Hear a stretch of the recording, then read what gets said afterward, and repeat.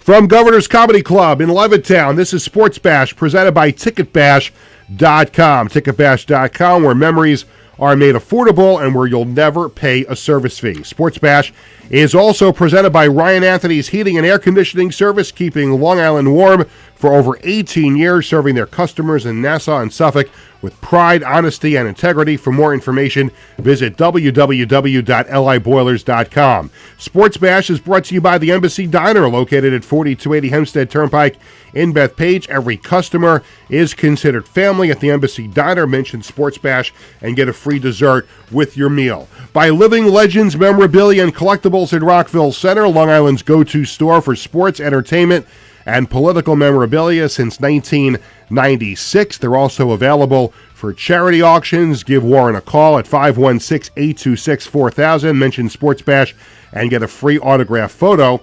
And by the Marty Lyons Foundation, the official charity of Sports Bash Media. For more information, go to martylyonsfoundation.org.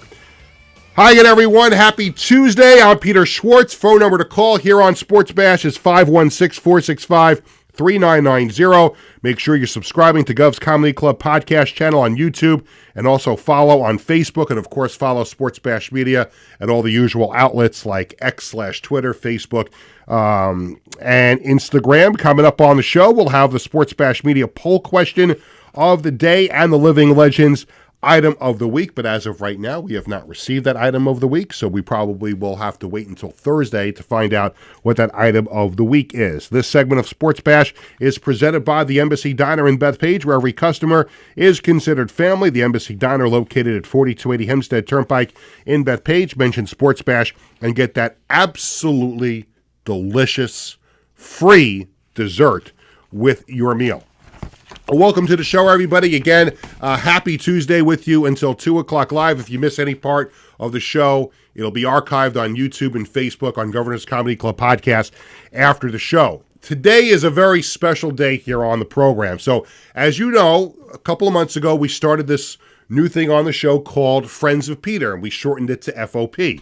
And we had some really good FOPs so far on the show. We had Amy McGorry, formerly of News 12, and she's now, I don't know if people saw this on social media. Tony, I don't know if you caught this. I did. But Amy is now freelancing for Newsday TV. So we congratulate our friend Amy McGorry on moving over to Newsday TV, and we wish her the best. And maybe we'll have her back in at some point. She added so much that day, so much excitement, so much energy. We'll bring her back in. We're working on some other FOPs that I think will knock your socks off when we do bring these people in. But today, and also we had Sean Winters from Winters Bros came in. We had an emergency FOP one day because my younger son Jared came with me to do the show, and we just said, you know what, we'll just make Jared the FOP, and he was a FOP that day. And then most recently we had John from John's Crazy Socks and his father Mark, John and Mark Cronin.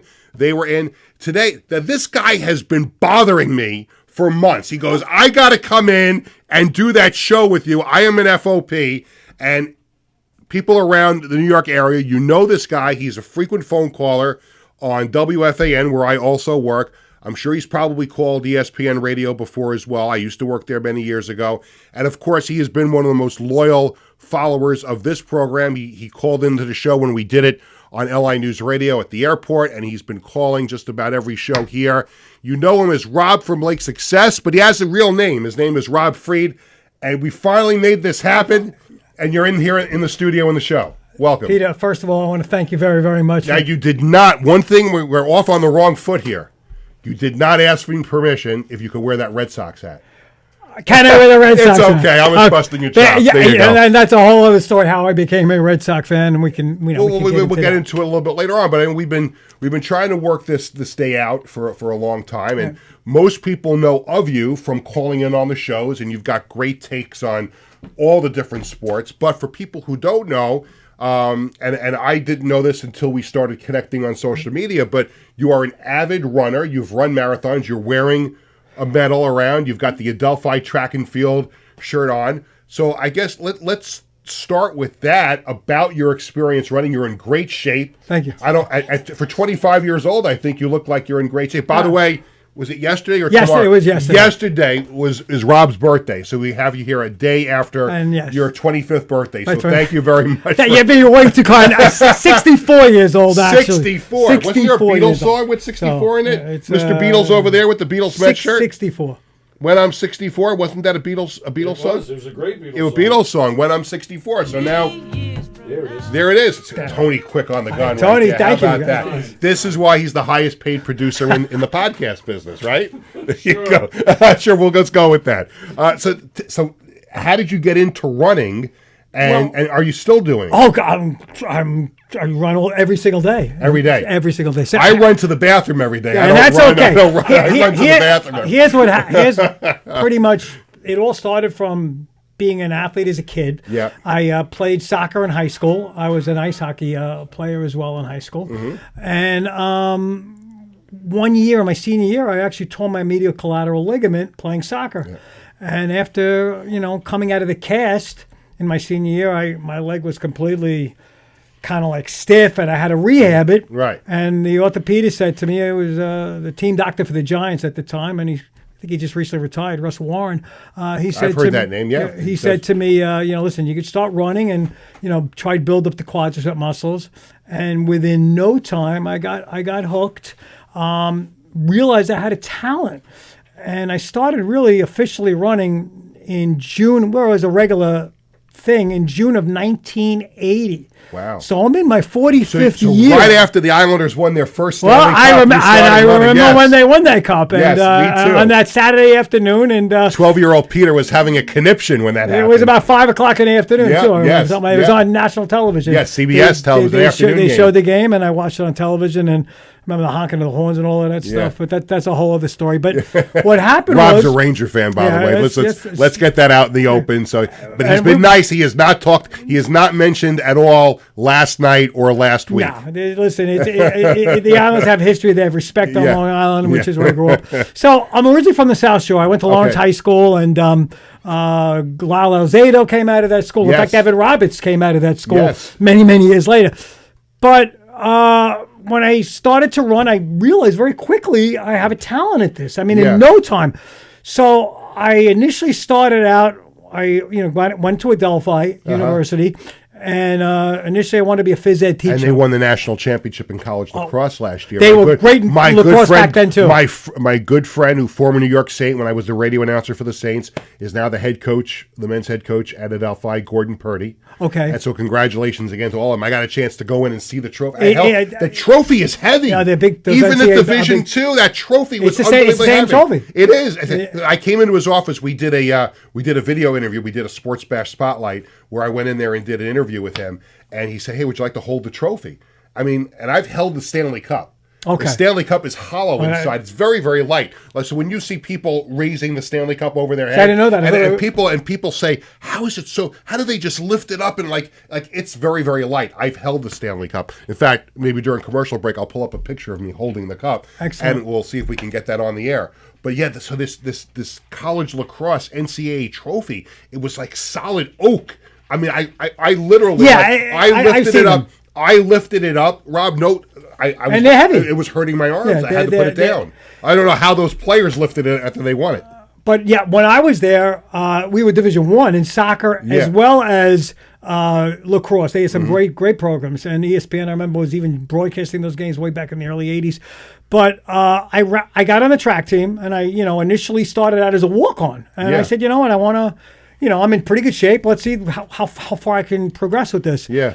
Within a year, I got a scholarship. Wow. Because my talent excelled. I exploded. So what events I started out really running distance cross country, the 5,000, which is 3.1 miles, right? The mile, and the 10,000.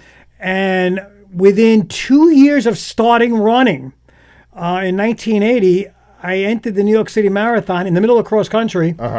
And I have the picture here, and I'll show it to you in a few minutes. Yeah. I ran 2 hours and 38 minutes. Now, what's the general winning time? The winning time at that time, I believe, was Alberto Salazar. Salazar won that year. He ran 2:09. I was not far. That's not far off. Well, you're talking 6-minute miles. You're talking. I was 338th in the whole race. Takes me 6 minutes to get out of bed in the morning. But I mean, I was already a college runner. Right. I was running very, very quick times at the time, and I just entered this race, and I qualified for the Boston Marathon, and you had to run a 2 hour and 50-minute marathon back then To qualify. just to get a number. It wasn't like anybody could run. You had to run 2 hours, which for people I know from other people who have run, like it's not just you could just say, "Hey, I want to run the marathon." New York you can, but well, you can't. You could, so anybody can just enter the marathon and you run. You could try to get in. I thought there was a whole like paper. There's a process for New York City now because there's so many people that want to run it. Yeah,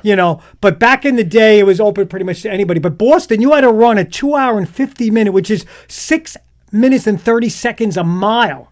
Now think about that. That's for 26 miles in a row. That's you crazy. 4 laps on a track. And you had no problem doing this. My best time was 2:35. Wow, jeez. And I was one of the top runners in the metropolitan area. Now, being from New York, is it more of a thrill running through the streets of New York or running through the streets of Boston? That's a great question. The Boston Marathon is the common man Olympics. Yeah. Okay. It's where everybody wants to qualify and get to run it. New York to me is my favorite race. It's home. It's Frank Sinatra. It's Right. New York. It's you're running on the Verrazano Bridge. You're running Right. through all the boroughs, and the excitement and the people that come out to watch it. I love watching the fans lining the Oh, streets. there's and millions of people. everybody cups of Cups water. of water. Did you ever drop the water? Or did you get it all Well, the time? there's a whole technique to that. Most of the time, technique. I like this. most of the time I'm running, I'm just grabbing the water, drinking, and throwing it. Okay, and at every stop early on, you want to drink because it's you're out there for a long time. Right. And Have you peed in your pants? It's No, okay. no, you did. no. I got to imagine. Let me put it this way, running Peter. 26 miles. Peter, let me put it this way. There's a story, but I will not repeat it. I'll tell you privately. But no, it's a story that it's historic, and I cannot repeat it on the air. Okay. But there was an incident, but not in the Boston Marathon. Well, I got to tell you. So there was one. So right after 9/11, when Yankees are in the World Series Right. and marathon is coming up, and so I'm getting ready. It's a Sunday, marathon day, and a week out of it, I knew I was covering the Giants were playing at the time the Redskins. Okay. That Sunday at Giant Stadium. Okay. So I'm working at ESPN Radio at the time.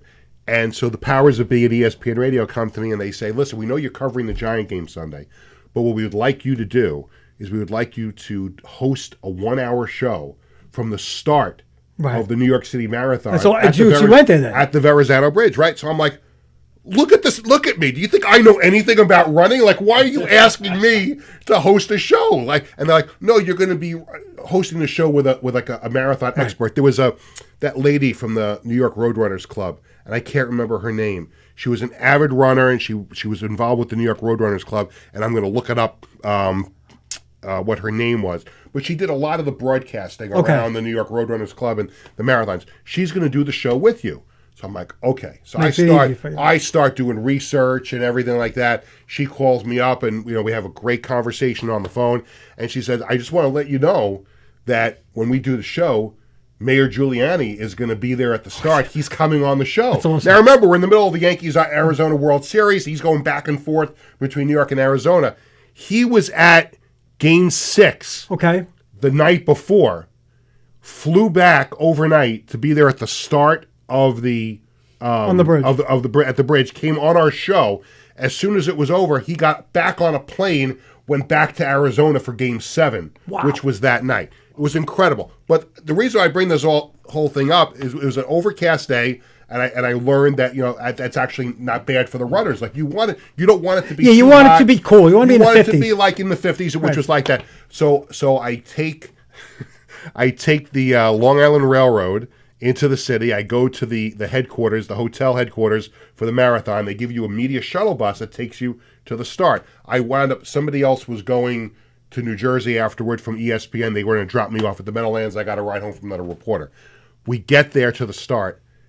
And the first thing I noticed was the stench. The first thing I noticed was the stench because there's no other places to go to the bathroom, so everybody is basically taking care of business. They're doing their thing, right? They're taking care of business, or that park is there in by Staten Island, right? The fort where they house you. Yes. So I noticed. I witnessed some people taking care of their business over in the corners and everything. The stench was something that struck me, but I wound up getting through the whole show. My partner, and I got to remember what her name is. It's bothering me. I can't remember what the lady's name was. And you'll have to know. You'll have to know what it is. I'm going to look it up, and I can't remember what her name was. But you would hear her on all of the commercials about running and everything like that. But yeah, so that's what struck me about the start of the marathon. But I got through the show. I was able to. You can do it. You're a professional. You can do it. Not that I can give anybody tips on how to run. Right, but that's where you can broadcast. You can, So how many New York City marathons have you run? I've done, I think, 7 or 8 New Yorks. I've done 10 Bostons. Yeah. You didn't pull a Rosie Ruiz and take a taxi. No. This is very. I mean, the reality is that a lot of people know me because I run right now. I run for Central Park. But you remember that story, that whole thing when it wasn't Rosie Rosie? Ruiz? That was in 1980, the Boston Marathon. Yeah, and she cheated. She basically got into it. You know the story, Tony, right? Yeah. So she got into the story was she kind of like veered off somewhere. And she took a subway. She took one of the trains down to like the 24-mile mark, and she comes across the finish line. And you didn't know this story? Oh yeah. I know the story. I just didn't know. Yeah, no. She took one. There's like a subway line down there, and she jumped off at like 24 miles, just basically around the last 2 miles, and the real winner got kind of messed up because she didn't have an opportunity to get they wound up stripping her of the title. Didn't they had to because they realized. Yeah. I remember Bill Rogers was asking her questions, and he's like, "What? This woman's not a runner, you know." My FOP today in studio, friend of Peter, is Rob from Lake Success. Otherwise known as, because most people know you as Rob from Lake Success, but his real name is Rob Freed, and he's a tremendous Long Island sports fan, avid runner, and he's also a big memorabilia collector, and we're going to get into it in the next segment, but just to give everybody a little taste before we go to the first break of the show. Not that we want to, we'll show it off in the next segment. Okay. How did you get into That's a great thing, because so we'll tease everybody with that. Memorabilia to me. Actually, the real memorabilia that I still love is my personal memorabilia, like anything I've done. My newspaper clips. I've been in a million newspapers. I've had articles written about me. I've been on TV many times. But to me, it's about going to a game and buying the program and saving your ticket stubs. Right. So every time I went to a game, since I'm a little kid, I would do that. And I amassed a collection. And then I said, you know what? I want to collect programs of historic events. Right. Because it's history. I'm a real history buff. Right. And I amassed a tremendous collection of programs and tickets. You know, people think it's geeky. You know, now it's more or less. You're preaching to the choir, right? Yeah, absolutely. It's just a passion. And what I did was I wanted to collect every New York team's first game ever. Wow. And I was able to do it. And I have a lot of them here today. That's amazing. And stuff that you're never going to see in one setting ever again. And we'll touch on this more when we come back after we take a break in a minute or so here. But I would say my sports memorabilia collection. The great thing about sports memorabilia to me is that you can cater your collection to however you want. Exactly. You could have a collection that's worth millions of dollars, but it doesn't have any sentimental value. Like a lot of things that I have in my collection and my kids have assembled, my wife just wonders, like, what does she do with it, you know, at some point, like when it's if the day ever comes that she has to make a decision on what to do with it. So the kids are going to get it, you know, we're trying to get rid of some of it because we have an overload in our house of a lot of stuff. But a lot of the things that I've collected over the years have tremendous sentimental value. And I would sooner keep those things than stuff that's worth money. Like I would, at some point, I'm going to make the decision to sell things that it's got no meaning. Like when I was a little kid, and I knew you were coming in. I'll find the picture of it. When I was a little kid, my grandpa Dave, gave me a Yankees pennant, an old felt Yankees pennant. From what, like the 50s? I think it was from the 20s. Wow! It's a felt Yankees pennant. I'll show you a picture of it. It's a felt Yankees pennant that's got that some says, worth to it. has a caricature of Yankee Stadium on it, says American League Champ. So I'm making the assumption that he bought it at a World Series game at Yankee Stadium. And he gave it to me when I was a little kid, and I still have it. I have no interest in ever selling it. Now, my wife and my kids are Met fans, but I'm handing that down to my kids afterward. I'm like, you do what you want. If I'm long gone, you do what you want with it, but I'll never get rid of it. Now, one thing I would like to get rid of, if it was for the right price, it has a little bit of sentimental value, is I have a Wayne Gretzky rookie card. That's probably worth some. Now, it's got a little crease down the middle of it, and I've gotten it appraised at like $700 or $800, even in the condition that it's in. And I've met Wayne Gretzky a few times, so part of me is like, I'll just hold on to it. But those are the kind of things, like if you don't have sentimental value for it, I think it'll be easier to part with it. Right. So we're going to talk more about Rob from Lake Success, Rob Freed's collection of sports memorabilia. He's brought some incredible items into show. We're going to get into the teams in the New York market, get his thoughts, because when you hear him call sports radio shows, he has wonderful takes on everything. And also, I'm going to tell you something. This guy, he is a mensch, because he did something for me and my family that not many people would do. Not many people in our family did this, but he did this for us back in September. We're going to talk to him about that when we come back.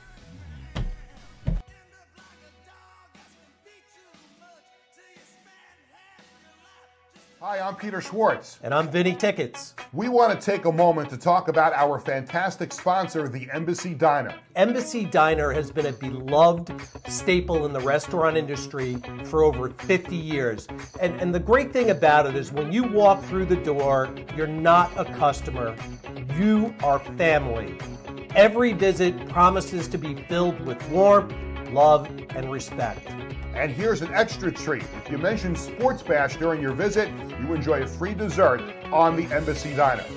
Come on down to the Embassy Diner, where great food and great company are always on the menu. Visit the Embassy Diner, located at 4280 Hempstead Turnpike in Bethpage. Living Legends Memorabilia and Collectibles is the best place to find autographed entertainment and sports memorabilia.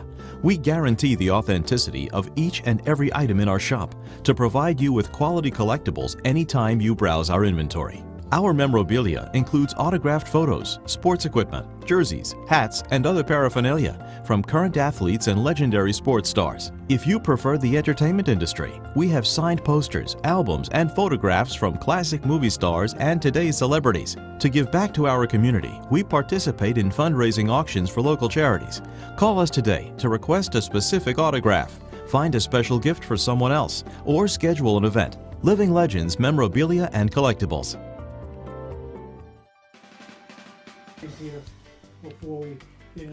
Welcome back to Sports Bash, presented by TicketBash.com. I'm Peter Schwartz. We're also brought to you by Ryan Anthony's Heating and Air Conditioning Service here on Long Island. It is FOP Day here on the show.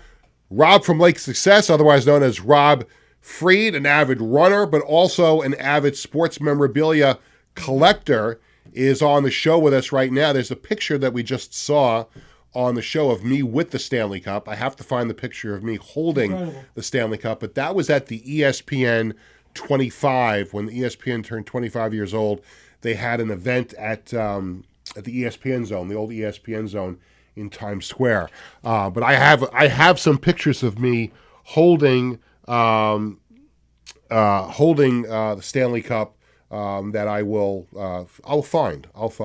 But in any event, before I forget, my son Bradley made his college football debut. Right, I remember that. He's at Western Connecticut State University, and he made his debut. His first game of the season was ironically here on Long Island against the Merchant Marine Academy. And you were very, very nice enough. You heard about it on social media, and there you are in the stands at the Merchant Marine Academy, watching Bradley play his first game. When you mentioned it on the air that he was going to be playing up in Connecticut, and I said, you know what, they're playing the Merchant Marine, which is, I live in Lake Success, which is, the Merchant Marine Academy is down North Great Neck, so it's about a couple miles away. And I said, I've been there many times, the academy, and I said, you know what, it's a great place. And I said, wow, it's as close as get to actually see something like this. And I'm a big sap, right? So Bradley wasn't supposed to play that day. And he was not a starter out of training camp because he got there so late, and he was the backup long snapper. And as it turns out, stuff happened in the game, and the coach comes up to him and says, "You're going in." And he looks up at us, gives like a thumbs up, and my wife knew that I was going to lose it. My wife Cheryl, like she brought Kleenex in her bag and everything like that. And I watched him warm up, and I lost it. And I knew the first time I saw him play at a college, because that's his dream. Right. His dream was to play college football, and I lost it. I did. I fully admit that I was a complete sap that day. And I think it's a wonderful thing to and then he played the rest of the season. I mean, he came in, and I didn't have that same like sappiness, because once he started playing, like there was no surprise. He was playing. I always say, being I was a college athlete and I competed at a very high level. In college as well as running Boston Marathons and stuff. And I've been to the Maccabee Games, which is, if people don't know what that is, that's the Jewish Olympics. I've represented our country 4 times, and I won a gold medal and a silver medal. So I've done some pretty international stuff as well. Oh yeah, which is really cool. But before we get into the real sports memorabilia, I want to just. This is important to me because this is my real personal memorabilia. This is a picture. I hope I'm showing it at the camera. Is he holding it up in a good spot? This is my New York City first marathon, 2 hours and 38 minutes. And, there's a picture of me. This took 2 months to get. Nowadays, who took that picture? This was actually taken by, I guess, the newspaper. They were on top of the like a barricade. So they would get a there. Picture of everybody crossing Everybody, of course. But if you see, I was so fast, I'm all alone. And you got the time right up there of 2 hours and 38 minutes. Yeah. And I mean, this picture has been sitting in my house for, I don't know, over 43 years. Yeah, It's unbelievable. So you have to tell me that was your this first, feeling. This was my first New York City. So you have to tell me, because listen, everybody does something in life for the first time, and you have that sense of accomplishment, the emotion. Tell us what that was like. Crossing the finish line for the first time at the New York City Marathon. I knew that particular morning I wrote down what I thought I was going to run, and I came within like 20 seconds. I knew what kind of shape I was in, and I just was running so well. And I remember running in the park, and I was some people were screaming. I caught a friend of mine. He was ahead of me, and I said, "Come on, Bill! Come on, Bill!" He's from Long Beach, this guy, and he goes, "Oh, Robbie, I'm destroyed." He goes, "Come on, we'll finish together." And the fans on the streets were screaming, "Look at that young kid! He's so young, and he's way up there in top lead." And one of the other things, I saved all of my numbers. How about that? Now, see, this is my first Boston Marathon number. Can I see that? Yeah, this is my first. I promise I won't rip it. I just want to look at it. No, rip it. That's 45 years old. No, I'm holding it. It's okay. I'm holding this like I would hold a baby. But every marathon, and I knew to save it. I knew to save all of these things. I mean, that's from my first one in 1983. I was seated 933 in the whole. Wow. So I knew as a kid, even when I went into the regular memorabilia, that this was important to me to save these things, the pictures and newspaper clippings, and I've been on TV many times. So it's not about me. It's just like I've accomplished a lot of really cool things. I've had more than 15 minutes of fame. Absolutely, and it's unbelievable. Look, my kids have saved. And they should say, tell Bradley to save everything. Well, Jared too. Jared's got stuff from hockey, like the first goal he scored. He's got the ball, and he went to Long Island Ducks baseball camp a couple of years ago and hit a home run. Right. And so he's got the ball. So you save all that stuff out of it. Ticket stubs, everything. It's something that I don't know. I feel it's important to me. For me, what I want to collect now, because I'm getting older, every time I run a race, take all the pictures and the finish line shots, because I like seeing history, I like to go back and look at myself. Absolutely. Let's get it. So we got to get into this. So, yes. So we have a half an hour left on the show, and we got to there's a lot of stuff still to cover. We got some business to take care of. Okay. So, like myself, Rob is an avid sports memorabilia collector. He has brought in some incredible pieces from his collection. Let's start with this Yankees program. Well, now for them to see? What should I be showing? Right in front of you is good. Right in front of you, exactly where you are. What I'm holding in my hand is one of the rarest programs in the world. This is an opening day program from the original Yankee Stadium, dated October 18th, 1923.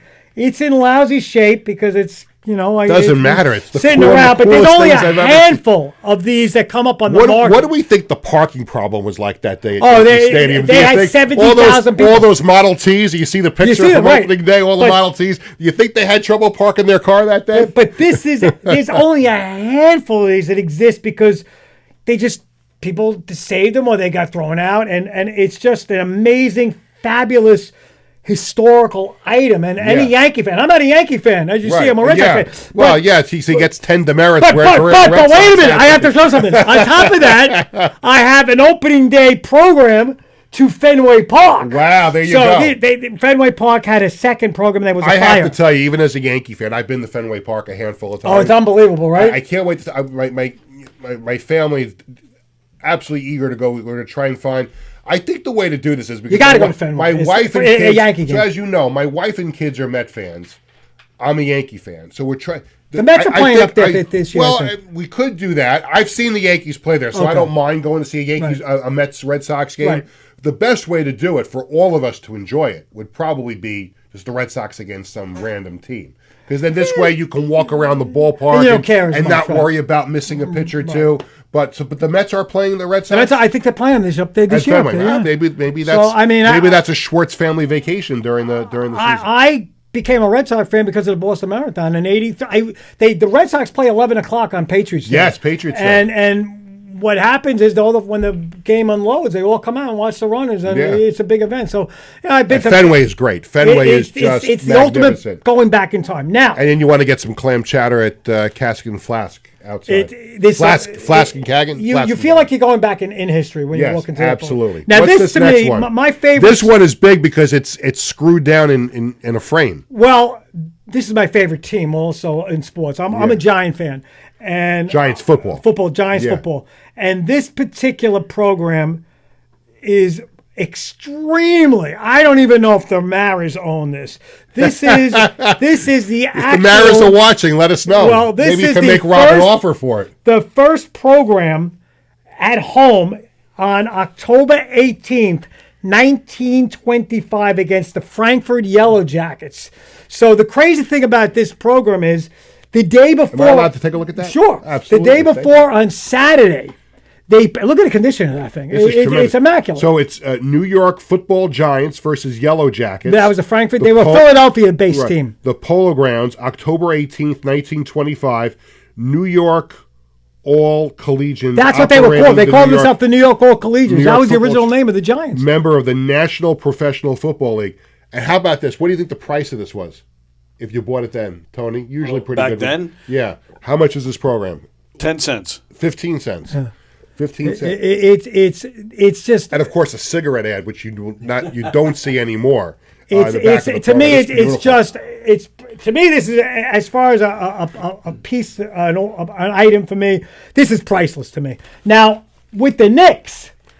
And you see, now the Knicks are a big story now. Now you've seen the first Giants game ever in New York. Right. You've seen the opener at the Yankee Stadium. So I made a lifetime of hunting these things down. This is probably the most beautiful program ever made. I should ask, because to have this kind of hobby, you have to have a few bucks for it. What did you do for a living? I'm a podiatrist, a foot doctor. So I mean, that was I started out as a phys ed teacher. I taught in the city, and then I became a podiatrist. What's the best solution for an ingrown toenail? You got to get it removed. Yeah, I've gotten it removed several times, and it keeps growing back. There's a permanent way to do it, but we could talk about that.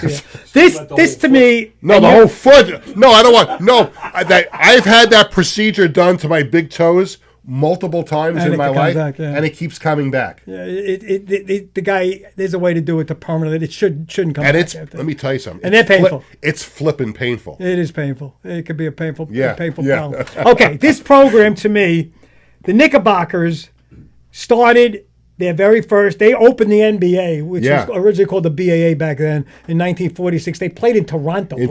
So people forget the Toronto had a team. Huskies was a team, and they played November 1.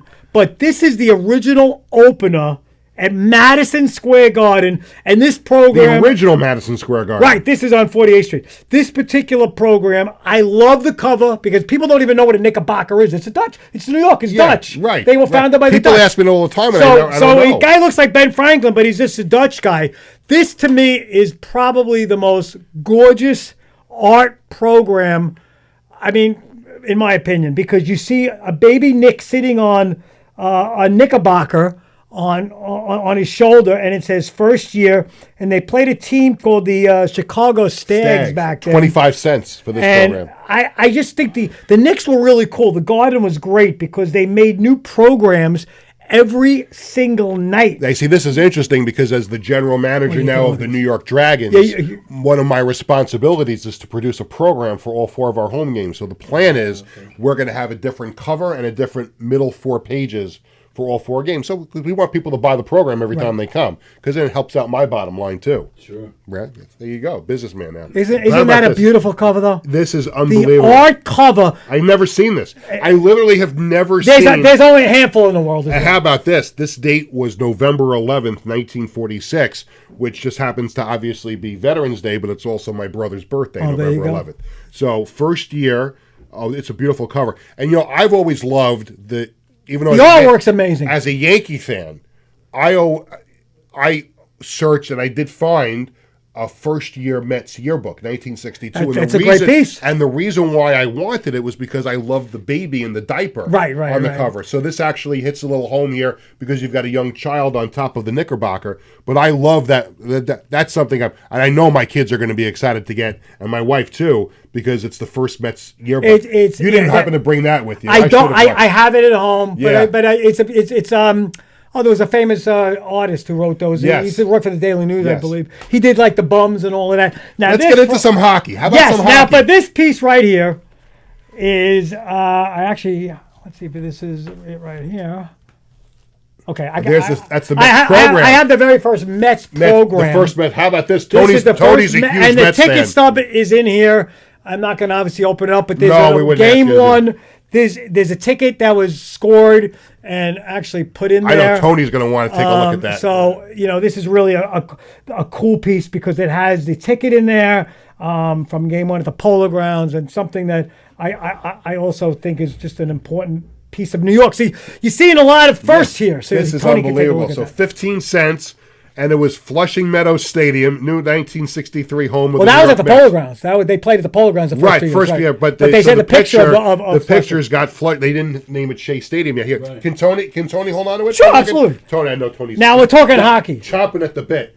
You're looking at here, way back in the Garden. The original team in the Garden was a team called the New York Americans. Yes, and they were the New York Rovers too. Well, that was in the 40s. That was in the 40s. They were more of a minor league team. Yeah. The first NHL team was not the Rangers. It was a team called the New York Americans. Now that logo looks a little bit like the Ranger logo now. Yes, because now this particular with the diagonal name on it is the 1926 season, and this is the first Rangers game in their history. They played the Montreal Maroons. I don't want to touch that one. This, to me, is... I have no interest in touching it. It was in November, I think it was November 16th or whatever. I'll have to pull it open up. But this is the first New York Rangers. Boomer would go crazy. If he saw it. Oversized, he'd probably rip it out of my hands, knowing him. But we might have to clip this and this is absolutely... and the Garden... They made they made like media guides. Yeah. I mean, so it was really, they were really high tech. Yeah. They were really way ahead of their time, getting into the Garden. Now look, I see that giant program there with the Yankee Stadium facade. Can I see that one? This one is, and this is really cool because this is a program from the Giants.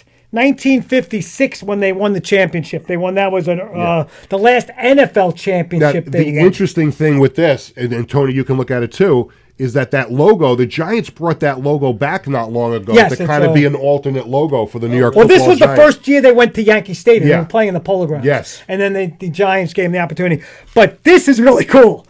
This is actual pieces of the goalpost Oh, Someone brought on the. They ripped it. This is the goal from 1956. That's the goal. So wait, what happened to the goalpost? Well, after the game was over at the Polo. No, this is Yankee Stadium. Oh, Yankee Stadium. After the game, people went on the field and they ripped it down and they pulled it apart. So that's wood chips from the actual wood chips from the the goalposts. They were made of like stanchions. It was like I'm telling you, this may be the greatest sports radio show I've ever done. This may be this. You see things you're never going to see. Well, maybe I should. I had Ken Morrow on last week. No, Ken Morrow. And by the way, I have stuff from him from the Olympics as well. But this is really cool because I thought knowing that. And by the way, here is the official Tony. We may be going overtime alert. Okay, I know. I brought it up for a second. This is the opening day in Fenway Park in the 30s. I don't want to touch that one. But actually, the original building was in 1914, and then there was a fire. Wasn't there was a fire? Yeah, I was about to say. I remember there being a fire. They made a special opening day. Yeah, and being a Red Sox fan, this is something dear to my heart. I'm just going to move over so you can. Rob from Lake Success bringing in. He's got to go into his bag of tricks. This has been unbelievable. Rob is an avid runner, an avid phone caller, and he is our FOP today here on Sports Bash, friend of Peter. He's been calling shows that I've done for years, shows I fill in for on WFAN, and he's been one of the great listeners and viewers of Sports Bash since we started back the old show at LI News Radio. So he has been a big part, and we have been trying to plan this. Tony, you have the most confused look on your face, looking over at the stuff he's pulling out of his bag. I'm just amazed at all this stuff. It's amazing. Well, you should see my house too. Not the amazing. Oh, I see something that I see something. I'm back with it, Peter. Okay, I see something right here. What I want to show for the Jet fans. Yes, this is the very first game in 1960. It rained at the Polo Grounds. The Titans, which were the original Jets, yes, I have a Titans the Buffalo jersey. Bills, and this is their very first game in their history. There's a little water stain on it because it rained. There's a ticket in here. Yeah. Which obviously we're not going to open, but I got the ticket stub. I got the program. You could look at that. Oh my God! Look at this. Really cool. It's really fascinating stuff. Buffalo Bills, Boston Patriots, Denver Broncos, Houston Oilers, Oakland Raiders, Los Angeles Chargers, which they are again now, which is just absolutely awful. They should still be in San Diego, and the Dallas Texans. Dallas, Texas, what became the Kansas City Chiefs, by the way. Yes, absolutely. That is the Kansas City Chiefs. There we go. Another one for you. Sammy Baugh was the head coach. For you Jet fans. Oh, my God, look at this. I thought I saw that. They're never going to win another one. As a Giant fan and a Jet hater, they are cursed. Angry enough as it is about this. I got Don Maynard's autograph on here, Matt Snell. Joe Willie? I can't even. No, I don't have Joe Willie. And I'm not even an autograph collector. This was in Miami. This was at the art, and I was at the Mud Bowl. I went to the Mud Bowl. You have no idea how much I cried that day. You doing 14-0. It was just an unbelievable. To get to go, I've been to a couple. I went to the Giant 49er game in 11, which was just unbelievable. Yeah. Take a look at that. Oh that my God, look a at this. Jet Super Bowl program. This is again, the one and only. Well, for you guys. Yeah, well, for you I got 4. Thanks a lot, Rob. I got 4. While Peter's looking at that, Super Bowl 1 didn't even sell out. And here the only Super Bowl that did not sell out. AFL, NFL. And it was the only Super Bowl also that was televised by 2 different networks. That is correct. Oh. Yeah. And it was done, and because they just. But this is actually really cool because they didn't set. There's a number of them floating around. But this is an interesting cover, and it's the very first Super Bowl program. Game 1 at the Los Angeles Coliseum. I think they had 60,000 people there. And I was at the LA Coliseum once before for a Jet Raider game in Was that the playoffs? Did you go to the playoffs? No, 1993. Okay. That was the game that the Jets got screwed by the officials with the clock at the end. Okay. Vince Evans with a late touchdown. Boomer Esiason played in that game and played very, very well, but then the Jets got screwed by the officials at the end. This is unbelievable. What a beautiful program. It's not in the best of shape, but it's still something that's listen, sometimes beggars can't be choosers, Rob? Sometimes you just got, you just kind of get what you can get. At this particular point. I got some other. Now, do you want to hold some Islander stuff until we come back from the second break? I know you brought some Islander stuff in. We'll take a break. So we've got more to come with Rob from Lake Success, with more memorabilia. We want to get into what's going on in the world of sports right now with him too, but a little bit more on the memorabilia side when we come back. We've got the Sports Bash Media poll question of the day. All of that is coming up when we come back right after this. Hi, I'm Peter Schwartz. And I'm Vinny Tickets. We want to take a moment to talk about our fantastic sponsor, the Embassy Diner. Embassy Diner has been a beloved staple in the restaurant industry for over 50 years. And the great thing about it is when you walk through the door, you're not a customer, you are family. Every visit promises to be filled with warmth, love, and respect. And here's an extra treat. If you mention Sports Bash during your visit, you enjoy a free dessert on the Embassy Diner. Come on down to the Embassy Diner, where great food and great company are always on the menu. Visit the Embassy Diner, located at 4280 Hempstead Turnpike in Bethpage. In 1982, the Marty Lyons Foundation began with a single heartfelt mission: to bring moments of joy and hope to critically ill children by granting wishes that make their dreams come true. Since that day, we have touched the lives of over 8,500 families, raising over $43 million to grant wishes that offer a beacon of light in their darkest times. These precious wishes cost an average of $6,700 each, and your support is crucial to our mission. Every donation, big or small, makes a difference. And with 76 cents of every dollar going directly to supporting our families, you can rest assured your support truly changes lives. The Marty Lyons Foundation operates 11 chapters in 14 states now, working tirelessly to reach as many children as we can. This dedication goes hand in hand with our commitment to transparency and accountability, earning us top ratings on Charity Navigator, Great Nonprofits, and Candid, which underscores our dedication to those we serve. The Marty Lyons Foundation grants wishes to children ages 3 to 17. And what really makes this foundation so special is our willingness to grant not only a first wish, but also consider a second wish to a child who continues to battle a life-threatening illness. We stand by these children, offering them hope and strength through the power of dreams, giving our children the courage to wish for more. What's your purpose in life? Is your purpose in life to live in the big house and drive the nice car? No. Your purpose in this life is to make it a little bit better for those that follow and realize that we live for today to see a better tomorrow. Visit MartyLyonsFoundation.org to learn more and get involved.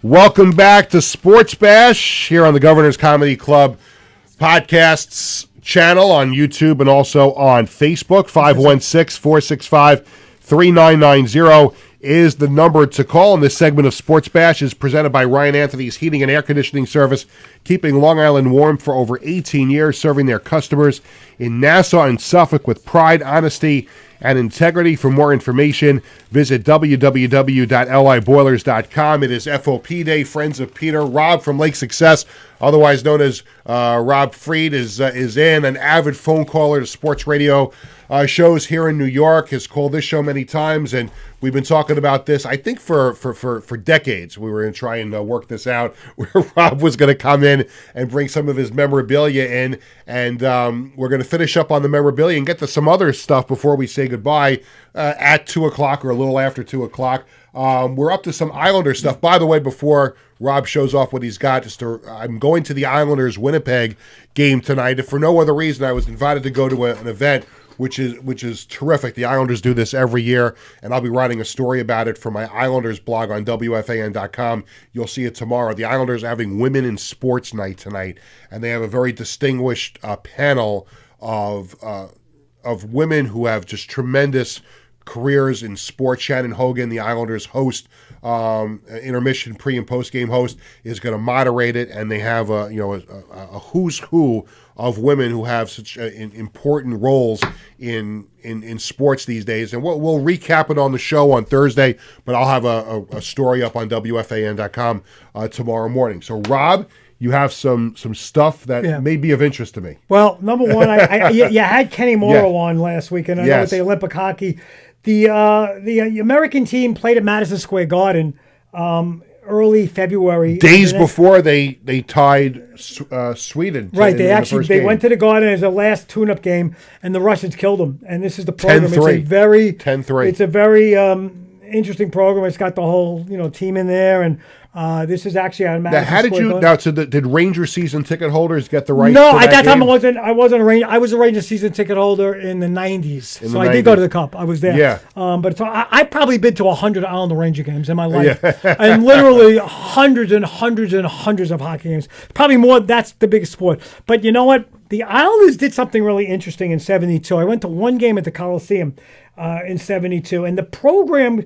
This is really a beautiful cover. It's like a painting with the Rangers. This is the first edition, very, very early, and they changed them later on. Yeah. But Peter, this I believe is I think the third game ever. The third game ever. Yeah. And look at that, $1. That first it was $1, program, and I want to tell you $1. something. The only difference between this program and this program is which is the same cover. This is the very first game in the Islanders' history. Right. That's got an insert in the middle. It's got Islanders and Atlanta and the Flames. But Peter, because you're such a fan, and I have so much stuff, and I don't even care about it anymore. It's like I just want to get rid of a lot of stuff. I give stuff away to people.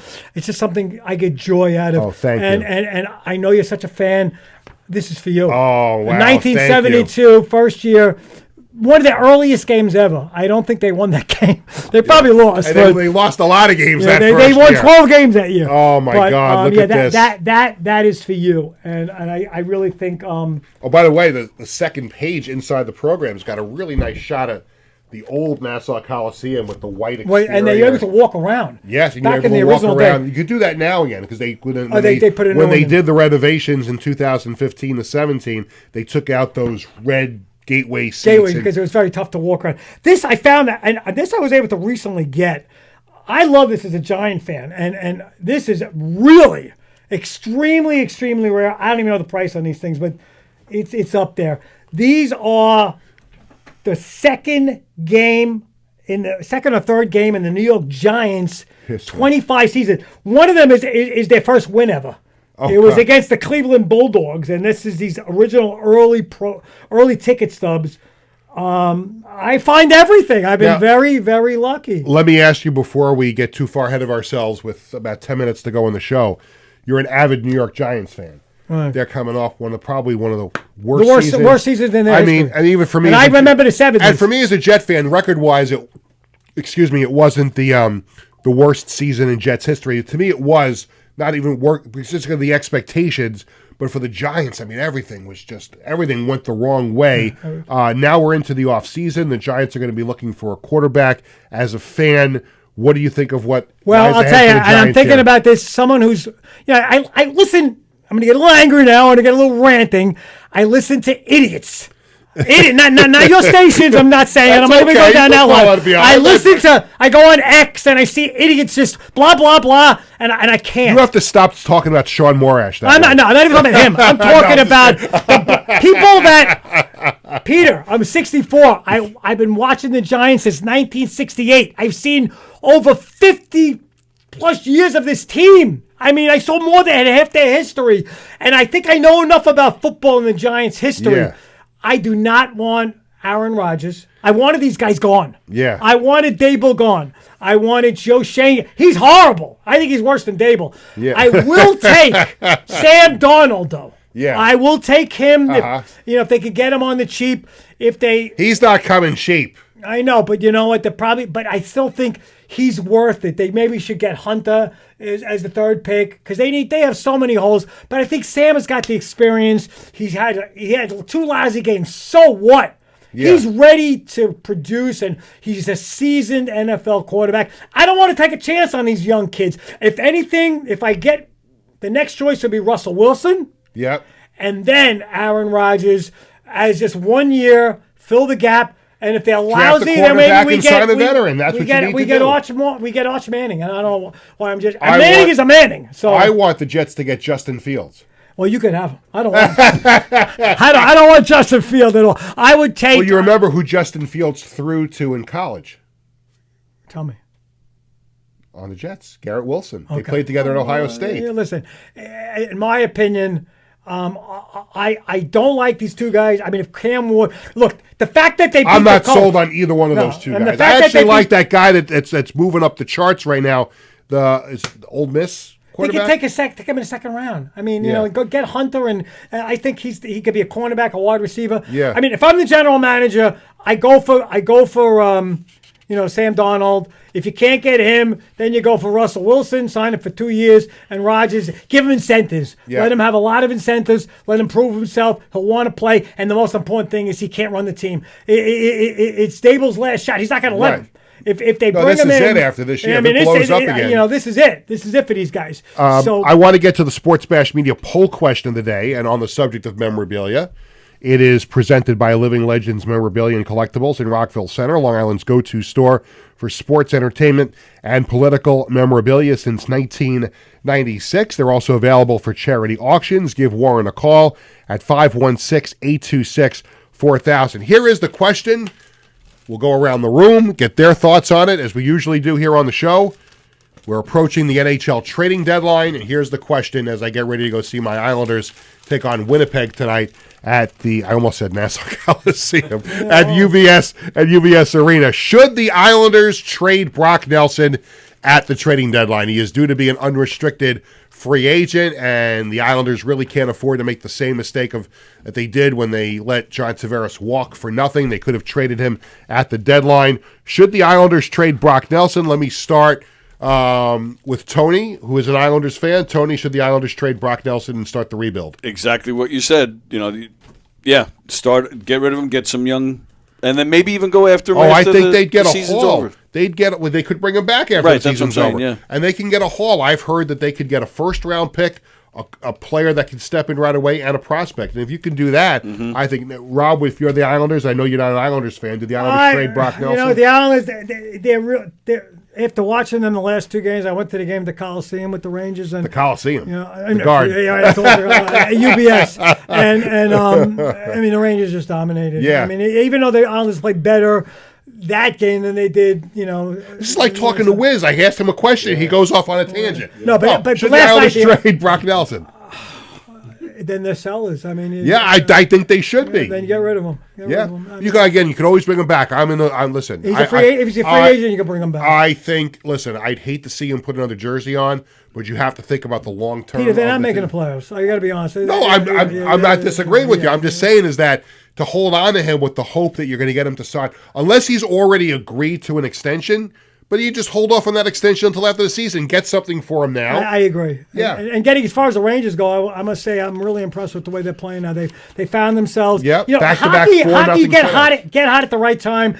Build. You know, Peter. Every sport now is the regular season's exhibition. Yeah. You wait for the playoffs. I mean, like, we're going to go 6 months for baseball. It's going to be Yankees and Dodgers again. And the Mets are going to play in. I was going to ask you what you think of the baseball Yankees, season coming Dodgers. You're going to have the Red Sox going to be a playoff team this year with Bregman. I think they're going to be, Cora's a great manager. I think they're going to be good. How about the Mets? The Mets are going to take the Dodgers to 7 games and lose. Whoa, they're going to win 7. the division. Yeah. They're going to win the Mets division. Are going to win Mets are going to win 95 games. They're going to be really good. You're sure? I believe they're going to be really good. Okay. I think the Dodgers are still the best team. The Yankees have no one to go up against. Yeah. I mean, there's really in the American League. They're going to be without Luis They're the best of a lousy league. They're going to be without Luis Heel for 6 weeks. Yeah, but you know what? Now you got Max Fried, who's a phenomenal. I guess that means the Yankees won't be trading Marcus Stroman now that with Luis Heel on the shelf. They would have to keep him. You got to keep Stroman. You got to keep Stroman because he's this, and I love this. And you hear people on the fan talking about this all the time. Like, what are they going to do? You have 6-7 starting pitchers. You know inevitably somebody's getting hurt. Right. And for the Yankees now, it's the American League Rookie of the Year, Luis Heel, who is hurt. And now, look, you can't get rid of Stroman. You know, you got to keep him. I still think, but you know what's crazy, and I know we're running up against it. Regular season sports in general, it's very hard to get into the regular season. Yeah, but here's the thing. In base, I get it, 162 games, but you can't let games in April they count. slip away. They all count. They all count. They all count evenly. So, like, you remember, don't want to be sitting there September 1st, 5 games out of a playoff spot because you blew 3 games in April with a lead in the ninth inning. But talk show, radio, and the internet. Every game is with live and die. It's a marathon, and that's how I attribute all sports. You just got to sports talk radio is basically a 24-hour pre and post game show. That's kind of really I what like it is, that. right? Exactly. That's it really what is. That's That's what it is. really Unless they're airing a game, everything because you listen to a Yankee game on the Fan. The post game show comes on this year. Emmanuel Barbari, a good friend of mine, has been named the permanent post game show host on the Fan. But then when that's over, you've got somebody coming on afterward that's going to want to talk for hours about the Yankees and the Mets. The same thing with the Mets on 880. Post game show is over. People are going to come over to the Fan to want to talk about it, and that's really what we've come down to. Sports radio is a 24-hour pre and post game show. And you know what? I think. It's a great. Look, I remember when FAN. We didn't even talk about my history going back to 1987. I heard the first day. I heard the very first day. I was away in college at that point. Like we can go a few minutes over. You remember when WFAN started? I remember. A lot of people listen. And I was 26 years old when they started. I'm not just such an old man. Even after it started, right? Even after it started, people were before it started. It's never going to work. An all sports radio station. It was lousy the first year. It was well, really because they went after all people from out of town. It wasn't a New York radio station. They had Greg Gumbel on me, rest in peace, and Jim Lampley and all. They brought in all these people from out of town, and when they finally decided to go local with it, it became popular. And of course, the biggest reason to this day why WFAN never went out of business was when they merged with WNBC. Right, I remember the turnover. And they had Imus in the morning. If it was not, with all due respect to Mike and the Mad Dog and all the other great shows that came on since then, Imus saved WFAN. Yeah, it was. I started calling in the late 80s, 88. I don't think I called the first year, but I called them, and Pete Frankel was in the afternoon drive. Pete Frankel, what a nut job he was. He was crazy. He was, you know, that's it. Bring in this Yahoo from Cleveland. They gave out T-shirts. Bring in this Yahoo from Cleveland who hates New York, and let's put him on a New York City all sports radio station. And he would abuse people and says. They took the abuse. Give me a T-shirt. I want the T-shirt. Abuse me, Pete. Abuse me. And he went crazy on him. But I never understood that. I started calling. I was living in Bayside at the time. Rob from Bayside. Back in the early 90s, I was a regular. Yeah. And, I mean, really called a lot. I didn't call the afternoons much. That was more because I was, pretty much working. And I would listen on the way home and stuff like that. But I think seeing the whole history, I look at what sports talk has become and how it's evolved now with the podcast and into what you're doing right here on this. I mean, the evolution from ESPN radio, from Wide World of Sports, from Sports Extra. I don't know if you know what I'm talking about. Bill Mazer and Lee Lennox. We have to do part 2 of this at some point. We have there's so much great history that started. That's really, how about George Michael Sports George Machine? Michael, he did the machine at 11 o'clock or midnight or whatever. For those who don't know, on the subject of hockey, I grew up in Forest Hills. Okay. I became an Islander fan growing up in Forest Hills before we moved to Long Island in November of '79. And I fell in love with the Islanders watching them on Channel 9. Channel 9. We didn't have cable in Forest Hills, but I was able to watch the away games on Channel 9. And who were the Islanders broadcasters on Channel 9? Tim Ryan and George Michael. Tim Ryan. And George Michael. Let me tell you, Tim Ryan, an amazing announcer. I mean, I'd love to get him on the show, and I have no contact information for him. I mean, he was doing playoff games and national games way back in the day. And here's a little fun fact, and we have just a couple of minutes left. When the Islanders beat the Flyers on CBS for the first Stanley Cup in '80, right? So the play-by-play announcer was Dan. It was Dan Kelly. From the Flyers. It was Dan Kelly and Lou Nanne, who was the GM of the North Stars. But Lou Nanne and Tim Ryan, who was working for CBS, was the Islanders TV announcer. But that day, he was the intermission and pre and post host on CBS. When Dan Kelly found out that he was doing the game, he said, "Tim Ryan is the voice of the Islanders. I'm letting him do the second period." And if you go back and watch the video, and I've watched it many times, Tim Ryan does period 2. It was a beautiful day. I remember that May Day. But, just looking back, I just want to kind of say that the 70s, I know I'm old and I lived it, but I think the 70s with the Yankees and the Mets in 73, I mean, I was alive for 69 with the Mets. I do remember watching the final half inning. I don't remember the Knicks very well when they won it, but I remember the second championship, and it wasn't a big deal. It was not. It was because they won it in L.A. But the Islanders started in that J.P. Parisi game. Yeah. That game in 1975 at the Garden, 11 seconds. They almost won the cup that year. They came back from 4-3. Well, they had that run of going to the semifinals. Yeah, I mean, and here's the thing too, and we'll close with this. When the Islanders went through some horrible losses in the playoffs. They lost to Toronto when Lanny McDonald scored in Game 7 of overtime. I cried myself to sleep that night. And then the next year, they lose to the Rangers when they were supposed to. They had the best record in the regular season, and John Davidson stood on his head. And I remember. And popping against the boards. I went to sleep angry. I wasn't crying. I remember I was angry.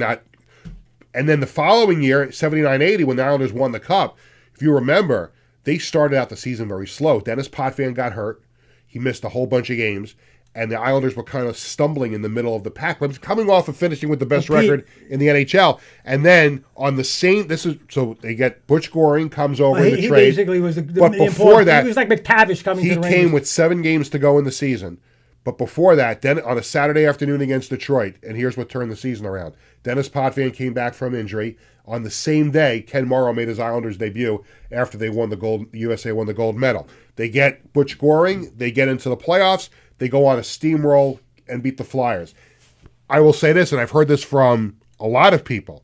Had the Islanders not won the Stanley Cup in 1980, you could have seen Bill Torrey get fired. Yeah. You could have seen Al Arbour get fired. You could have seen that entire team broken up. And the fact that when Nystrom scored it, because let's be honest, if the Islanders lost Game 6, they weren't winning Game 7 in Philadelphia. But that saved the Islanders as we know them now. If you think about this, 79-84, the Cup went through New York. Yep. Even though the Rangers lost at 79, the Islanders lost it. But that great game with Morrow scored the winning goal in 84. Yeah, and, probably the best overtime I ever saw. And you know this. By the way, you saw on the show last week, Ken Morrow, when he wrote a book. So the guy who wrote the book with him was telling me last year in an Islanders game, we're trying to find, because we're going to have a chapter about the overtime goal against the Rangers, and we need a ticket stub from that game. And I'm like, I was at the game. So in the book, in Ken Morrow's book, in the center, they gave my stub and my credit to me. Did they mention your name? Are you it's credit Peter Schwartz. And at the event last Monday, I went to the event at the Islanders Manhattan offices where John Ledecky's office is. And Alan Krita, who wrote the book with Ken Morrow, took the whole autograph page and did this War and Peace thing where he signed this whole thing. And I'm like, I got to get Ken Morrow to sign it somewhere. So sure enough, where my ticket stub is, there was a whole big block of empty white.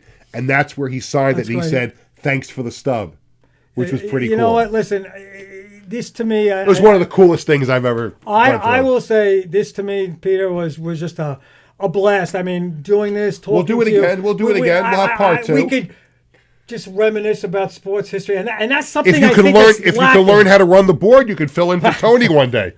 That's one thing, Peter. Just to throw this out at you, that's one thing I think, and maybe you'll introduce this to other people. We're lacking in the modern world old-time sports. About what we're talking about the 70s. There's a lot of old guys that know that, like our age. Well, you know, the handful of talk old stuff. Well, the handful of times that I fill in on the Fan, and I said I'd love to host on the Fan more often. I'm grateful every time they ask me to do it, but I do get that a lot when people call in. They wish I would host more because I'm 57 years old, and I appreciate that. Thank you. I mean that. You're a phenomenal host. Well, but people always call in and say we'd love to have you on more, so you could talk more about old time sports. But I will say this: I love this job. And I really like my new job that I have now too. Well, you're gonna be very busy. You're gonna be, and I think there's a great. I'm wishing you all the phenomenal New York success, Dragons right here. All the phenomenal success with Thank you. And you're gonna come to some games, right? I will definitely show up. I want to get Game 1 program. Game 1. You got to make one. We're gonna go. But that's yeah. Well, unfortunately, you'll have a mobile ticket for that because that's where we are right now. We'll see what we can do. But yeah, so we're going to design 4 different program covers for the 4 home games, and then I'm not going to say if, I'm the GM, when we host the 2 playoff games, and hang the banner, because it's been a long time since we hung a banner in the Coliseum. In New York. Well, no, I was talking about the barn. I was talking about the Coliseum. Like, it's been since 1983 that a championship banner has been hung in the Coliseum. I'm like, I think the New York Dragons are the team to do it. Well, anything's possible. We'll see. You know, you're gonna. Rob, my friend. Been that a real was blast. awesome. Thank you so much. We're going to do this again. And thank you so much. We're going to have to do part two. And Tony, two. pleasure meeting you. We've talked on the phone, and thank you so much. And Yes. I really enjoyed this, gentleman. This was fun. Okay. And if you didn't get enough of Rob, I'm sure he's going to call the show on Thursday. So we'll see. So now you get to see me what I really look like. He'll follow up on Thursday with a phone call. That'll do it for this edition of Sports Bash, presented by TicketBash.com and Ryan Anthony's Heating and Air Conditioning Service. Thanks to Rob from Lake Success, our FOP today. Thanks to Tony Walker, everyone here at Governor's Comedy Club in Levittown. Sports Bash is presented by TicketBash.com and Ryan Anthony's Heating Service. Sports Bash is sponsored by the Embassy Diner in Bethpage. Where are you going? Oh, I gotta pack up. Yeah, you gotta pack up. It's okay. Got a lot of stuff to pack Let up me here. wait for the credits to run first. Here we go. Oh my God!